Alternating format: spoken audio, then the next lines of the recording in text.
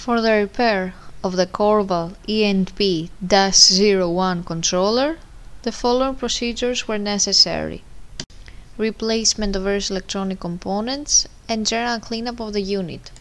For testing, we have a volt AC power supply, a potentiometer and a multimeter to measure the milliamp output.